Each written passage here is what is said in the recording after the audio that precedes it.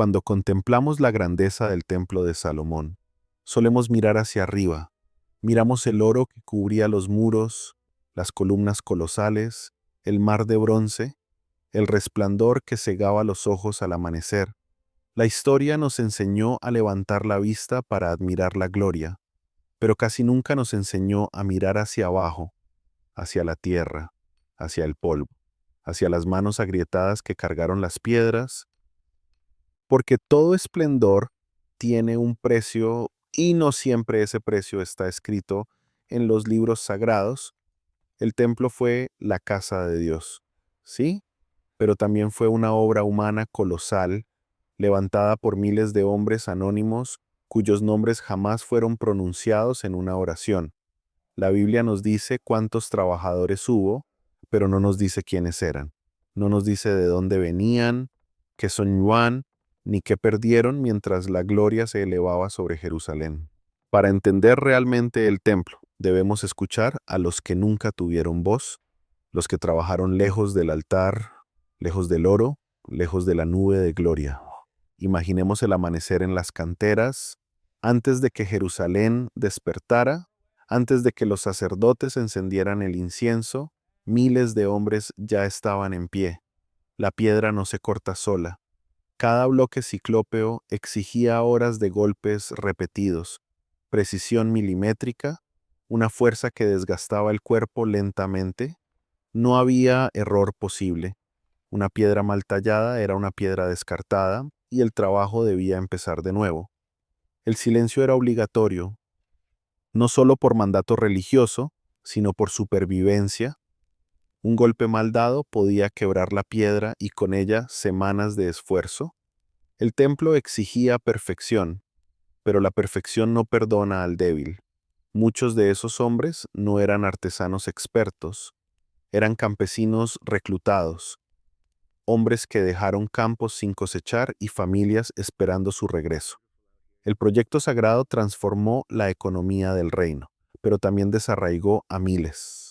La narrativa tradicional habla de un Israel unido, trabajando con gozo para honrar a Dios, pero la realidad humana suele ser más compleja. Los registros antiguos muestran que el sistema de trabajo incluía turnos obligatorios, cuotas, supervisores estrictos y castigos severos para quienes retrasaban la obra. La gloria no admitía demora. Cada día de retraso era una afrenta al propósito divino. Y así, bajo el discurso de lo sagrado, se levantó una maquinaria laboral que no siempre fue compasiva. No hablamos de esclavitud como la de Egipto, pero tampoco de libertad plena. Era un punto intermedio inquietante, servir a Dios a costa del cuerpo humano. ¿Puede la gloria justificar el desgaste del hombre? Esta pregunta no aparece en las Escrituras, pero resuena entre las piedras. Mientras los sacerdotes vestían lino fino, los trabajadores dormían sobre tierra fría. Mientras el oro llegaba desde Ofir, muchos hogares carecían de alimento estable. La obra bendecía al reino, pero no de la misma manera a todos. Algunos se enriquecieron, otros envejecieron antes de tiempo. La grandeza del templo proyectaba una sombra larga, y no todos podían permanecer en la luz. Sin embargo, ninguno se atrevía a cuestionar el proyecto. ¿Quién podría oponerse a la casa de Dios? Cuestionar la obra era cuestionar al mismo cielo. Así, el silencio se volvió parte del sacrificio. Pero no todo fue sufrimiento. Para muchos, trabajar en el templo fue también una forma de trascendencia. Algunos sabían que jamás entrarían al lugar santísimo, pero podían decir, mis manos pusieron esa piedra.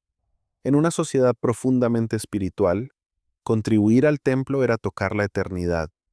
La contradicción humana se manifiesta aquí con fuerza, dolor y orgullo, agotamiento y honor, pérdida y sentido. El templo no fue construido solo con materiales, sino con emociones humanas complejas. Cada piedra lleva una historia invisible, ¿no? Hay otro silencio aún más profundo, el de las mujeres. El relato casi no las menciona. No sabemos cuántas quedaron atrás, sosteniendo hogares sin hombres, criando hijos solas durante años. El templo fue una obra masculina en su ejecución visible, pero su impacto atravesó toda la estructura familiar. La gloria se levantó, pero muchas mesas quedaron vacías. Esta dimensión rara vez se explora porque incomoda la narrativa heroica, ¿no? Sin embargo, entender el templo sin entender su impacto social es mirar solo la mitad del cuadro. Cuando finalmente el templo fue terminado y la gloria descendió, nadie preguntó cuántas vidas había costado. La nube cubrió el santuario, el fuego cayó del cielo y la historia declaró la obra como perfecta, y quizá lo fue desde una perspectiva divina, pero desde la perspectiva humana, la perfección siempre deja cicatrices. El templo se convirtió en el corazón espiritual de Israel, pero también en un recordatorio silencioso de que incluso lo sagrado se construye con fragilidad humana. Tal vez por eso los profetas, siglos después, advertirían que Dios no habita en edificios hechos por manos humanas si el corazón del pueblo está vacío. Así comienza la historia que casi nunca se cuenta, la historia del precio invisible de la gloria, porque antes de que el oro brillara, alguien sangró, antes de que el incienso subiera, alguien cayó, y antes de que Dios descendiera en nube, miles de hombres ya habían ofrecido su propio sacrificio silencioso. Comprender esto no disminuye la grandeza del templo, la hace más humana, más real, ¿sí? Y quizá más cercana a la verdad profunda de la fe, que la gloria siempre pasa por la cruz del esfuerzo humano antes de tocar el cielo. Cuando el templo de Salomón se levantó en todo su esplendor, no solo unió a Israel en torno a un centro espiritual, también trazó líneas invisibles que jamás habían sido tan claras, líneas que separaban, que delimitaban, que definían quién podía acercarse y quién debía permanecer lejos. ¿No? Antes del templo, la presencia de Dios había sido móvil, caminaba con el pueblo en el desierto, descendía sobre una tienda que se levantaba y se desmontaba. La cercanía era frágil, pero real. Con el templo, esa cercanía se volvió fija, majestuosa, pero también regulada. El acceso a Dios ya no dependía solo del corazón, sino de la posición, atrio, lugar santo, lugar santísimo. Cada espacio era una frontera espiritual. Cada muro decía algo sin palabras. Hasta aquí puedes llegar. Sí. El templo ordenó la adoración, pero al hacerlo también jerarquizó la experiencia espiritual. No todos podían ver lo mismo, no todos podían escuchar lo mismo, no todos podían estar cerca del misterio. Y así, sin proclamarlo abiertamente, el templo introdujo una distancia nueva entre el pueblo y su Dios. Isaías. La mayoría de los israelitas jamás cruzaría más allá del atrio. Allí ofrecían sacrificios, allí oraban, allí esperaban. El lugar santo estaba reservado para los sacerdotes, hombres consagrados, vestidos de manera específica, entrenados para moverse en un espacio que para el resto era inaccesible, y el lugar santísimo, el corazón mismo del templo, permanecía cerrado casi todo el tiempo. Un solo hombre, una sola vez al año. El Dios que había hablado desde el Sinaí delante de todo el pueblo, ahora habitaba en un silencio profundo, detrás de cortinas gruesas, envuelto en oro y misterio, para muchos. Esto aumentó la reverencia, para otros, sembró una pregunta silenciosa. ¿Se había alejado Dios o era el hombre quien ya no podía alcanzarlo? El templo protegía lo sagrado, pero también lo ocultaba. Y lo que se oculta con el tiempo se vuelve poder, ¿no? Con el templo, el sacerdocio adquirió una autoridad sin precedentes. Ya no eran solo mediadores espirituales, eran guardianes del acceso, controlaban los ritmos, los ritos, los sacrificios, las normas de pureza, sabían cuándo alguien podía entrar y cuándo debía quedarse fuera.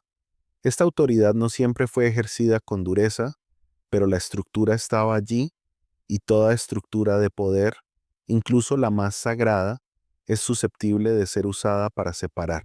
El pueblo comenzó a depender de intermediarios para relacionarse con Dios. La fe se institucionalizó, la experiencia espiritual se volvió regulada, calendarizada, supervisada. Para muchos, esto trajo estabilidad y orden. Para otros, una sensación de lejanía creciente. El templo se convirtió en el centro de la vida religiosa, pero también en un filtro. Dios seguía presente, pero ya no era igualmente accesible para todos. El rey también encontró en el templo una fuente de legitimidad. Salomón no solo construyó una casa para Dios, también consolidó su trono. El templo estaba ligado al poder real, las grandes ceremonias, las oraciones públicas, las bendiciones nacionales, todo pasaba por ese espacio. Quien controlaba el templo influía sobre el alma del reino. La línea entre devoción y política se volvió difusa. Honrar a Dios y obedecer al rey comenzaron a parecer actos inseparables. Pash. Esto fortaleció la unidad nacional, pero también creó un sistema donde la crítica podía interpretarse como rebeldía espiritual. Cuestionar decisiones reales era, indirectamente, cuestionar el orden sagrado. Así, el templo no solo separó espacios, también silenció ciertas voces. ¿Sí? Los profetas lo percibieron con claridad. Mientras el templo brillaba, ellos comenzaron a hablar de corazones endurecidos. Denunciaron sacrificios vacíos, rituales impecables sin justicia, cantos perfectos sin compasión. El templo, decían, podía convertirse en un refugio ilusorio, una garantía falsa de favor divino. El templo del Señor, repetía el pueblo, como si las piedras pudieran reemplazar la fidelidad. La estructura que había sido diseñada para acercar al hombre a Dios corría el riesgo de convertirse en un escudo contra la autocrítica. Mientras el culto se perfeccionaba, la vida cotidiana podía deteriorarse. El templo no obligaba a amar al prójimo, no impedía la opresión, no protegía al débil por sí mismo. Era hermoso, pero no era suficiente. Entonces, también existía una separación más sutil, casi invisible, la interior. Muchos comenzaron a delegar su relación con Dios. El sacerdote oraba, el levita cantaba, el sacrificio ardía, el individuo observaba, la fe se volvió. Para algunos, un acto externo, cumplir con el rito bastaba. El templo ofrecía una experiencia espiritual intensa, pero podía anestesiar la responsabilidad personal. Si el sacrificio era aceptado, todo estaba bien. El corazón podía permanecer intacto, sin cambio. Esta dinámica no fue universal, pero fue real, y en ese espacio entre lo externo y lo interno surgió una tensión que atravesaría generaciones. Paradójicamente, cuanto más perfecto se volvió el sistema, más frágil se hizo su esencia. El templo necesitaba mantenimiento constante, recursos, control, pureza ritual, dependía de la estabilidad política y económica, dependía de que el reino permaneciera fuerte. La presencia de Dios parecía atada a una estructura vulnerable. Y aunque nadie lo decía en voz alta, una pregunta flotaba en el aire. ¿Qué pasaría si el templo cayera? ¿Dónde estaría Dios entonces? El lugar que simbolizaba permanencia escondía una inquietud profunda.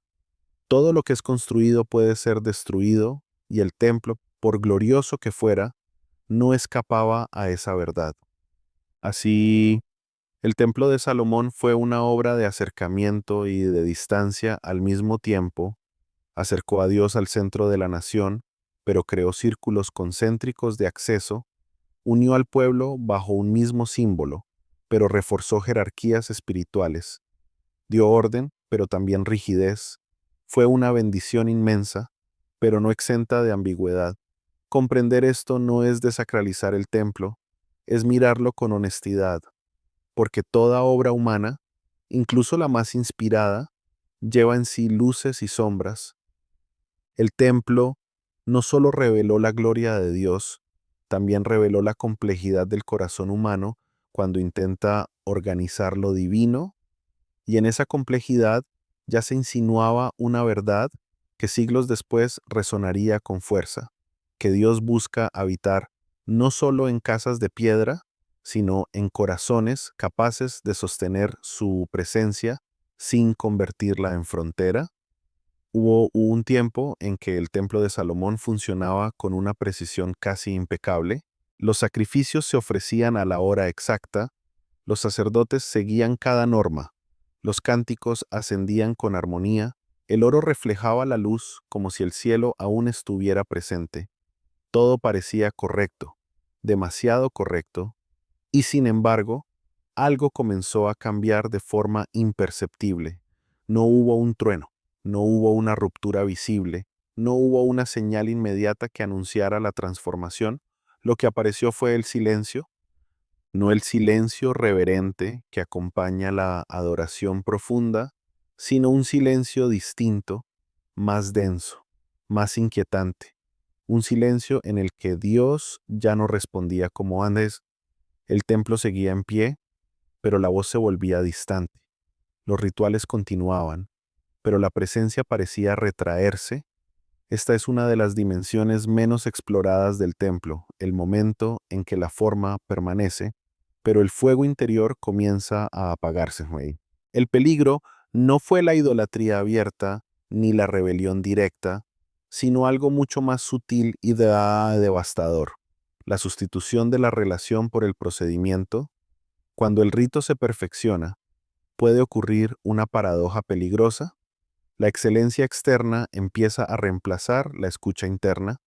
El pueblo aprende qué hacer, cuándo hacerlo y cómo hacerlo, pero deja de preguntarse por qué. El templo ofrecía seguridad espiritual. Mientras las lámparas ardieran, mientras el sacrificio fuera aceptado, mientras el calendario se cumpliera, todo parecía estar bajo control. El Dios vivo se volvió, poco a poco, predecible. Y cuando lo divino se vuelve predecible, deja de ser encuentro y pasa a ser sistema.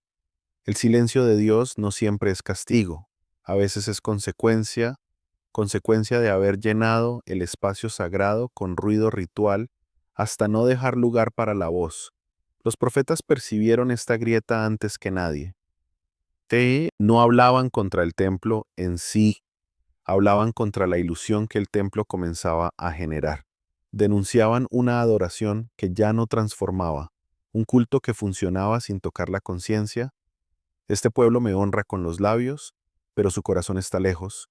Se repetía como un eco incómodo. El problema no era el oro ni el sacrificio, era la desconexión. El templo había sido diseñado para albergar la presencia, pero ahora parecía contenerla, encerrarla, administrarla. Y Dios no puede ser administrado. La liturgia continuaba con belleza, pero la justicia se debilitaba en las calles. El incienso subía, pero el clamor del pobre no era escuchado. El silencio de Dios comenzaba a hablar más fuerte que cualquier canto. En este contexto, el templo se volvió un espejo peligroso.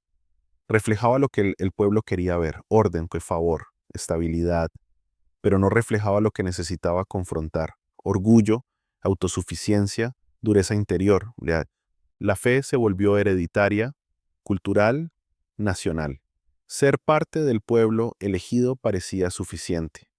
El templo reforzaba esa identidad colectiva, pero debilitaba la responsabilidad individual. Muchos comenzaron a confiar más en el edificio que en la obediencia. Nada nos pasará mientras el templo esté aquí, decían. Y en esa frase se escondía el mayor error teológico: confundir el símbolo con la realidad. El templo señalaba a Dios, pero no era Dios. Y cuando el símbolo ocupa el lugar de lo que señala, el vacío se vuelve inevitable. El silencio de Dios no significó ausencia total, fue más bien una retirada progresiva, una presencia que ya no se manifestaba con la misma intensidad, no porque Dios hubiera cambiado, sino porque el corazón del pueblo ya no estaba afinado para escucharlo. La adoración se volvió performance, el sacrificio, transacción, la oración, repetición, todo seguía funcionando, pero algo esencial se había desplazado. La experiencia espiritual se volvió colectiva, pero superficial. Se podía participar sin involucrarse. se podía cumplir sin amar. El templo, que había sido diseñado para formar un pueblo santo, corría el riesgo de producir una religión eficiente pero vacía. Este silencio también se manifestó en la falta de discernimiento. Cuando Dios deja de hablar claramente, el ser humano empieza a llenar el vacío con su propia voz. Interpretaciones interesadas, decisiones justificadas por lo sagrado, discursos que invocan a Dios sin haberlo escuchado. El templo, al centralizar la espiritualidad, también centralizó la interpretación. Pocos hablaban en nombre de Dios, y cuando esos pocos dejaban de escuchar, que todo el sistema se desorientaba. La ausencia de respuesta divina no detuvo el culto, pero sí debilitó su sentido. El rito sobrevivió al encuentro, y eso es siempre una señal de alarma. Hay una escena silenciosa que resume esta etapa. El altar sigue encendido, pero el corazón no arde. No hay idolatría visible, no hay ruptura escandalosa, solo una fe que se ha vuelto mecánica. El templo sigue siendo hermoso, pero ya no incomoda, ya no confronta, ya no exige conversión. El silencio de Dios, en este punto, no es abandono, es advertencia. Una invitación a recordar que la presencia no se garantiza con muros ni con oro, sino con humildad y justicia, ¿así? Los profetas lo dijeron con claridad. Dios no habita donde el rito sustituye al amor. Paradójicamente, cuanto más silencioso parecía Dios, más ruidosa se volvía la religión. Más normas, más controles, más énfasis en la pureza externa. El sistema intentaba compensar la ausencia de vida interior con estructura, pero ninguna estructura puede reemplazar la voz.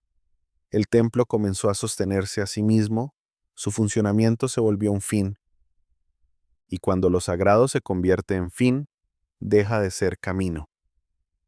El silencio de Dios reveló entonces una verdad incómoda.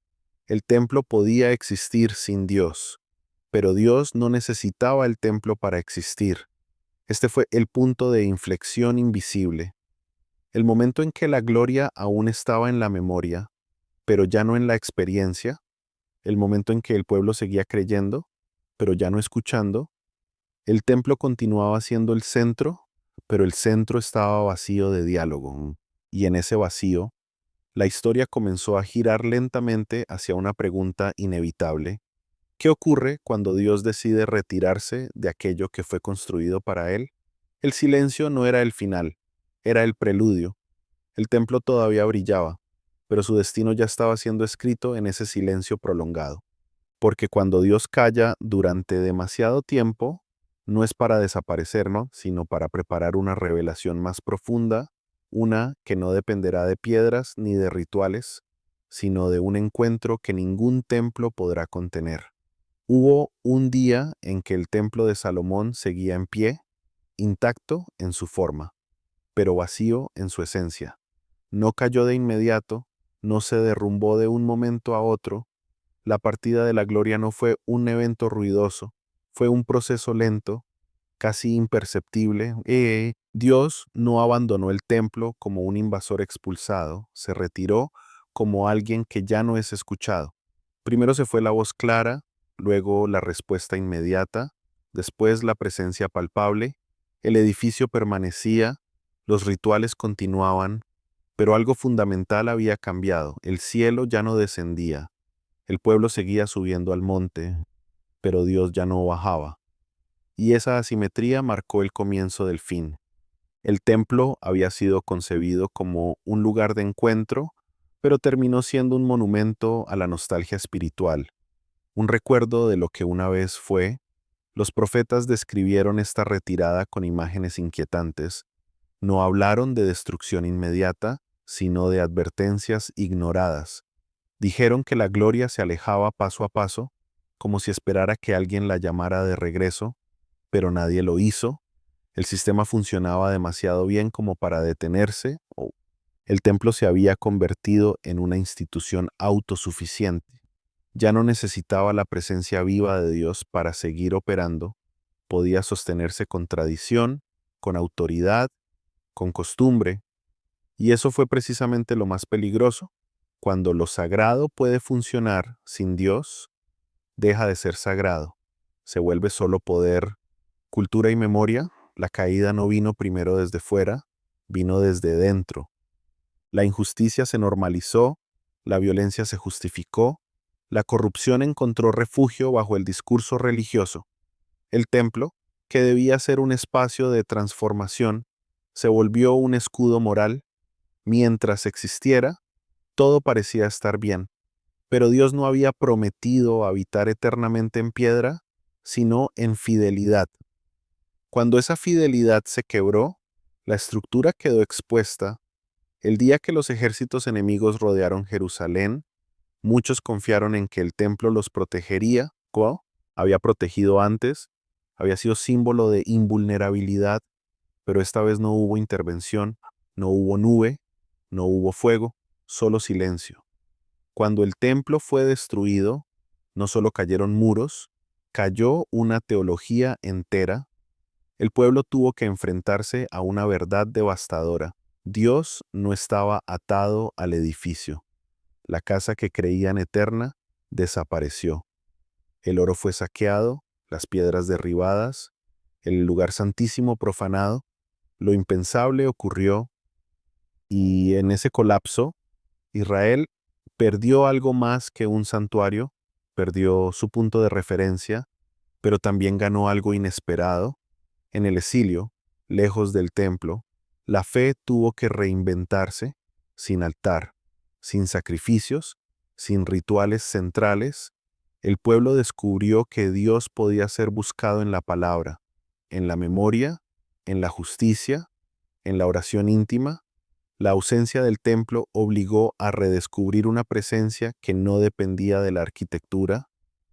El templo había enseñado grandeza, pero su pérdida enseñó profundidad, enseñó que la gloria no puede ser contenida, que lo divino no puede ser poseído, que ninguna obra humana, por inspirada que sea, puede garantizar la permanencia de Dios si el corazón se aleja.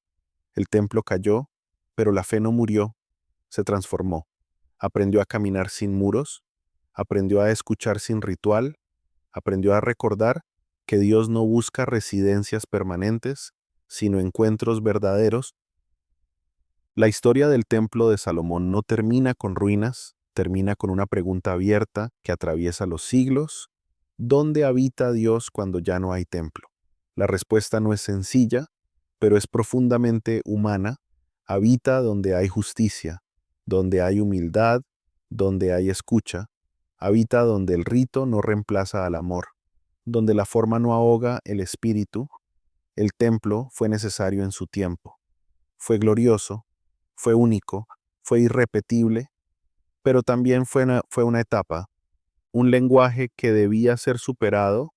Cuando la gloria se fue, no fue para desaparecer, sino para liberarse de los límites, para mostrar que ningún edificio, por sagrado que sea, puede sustituir la responsabilidad interior.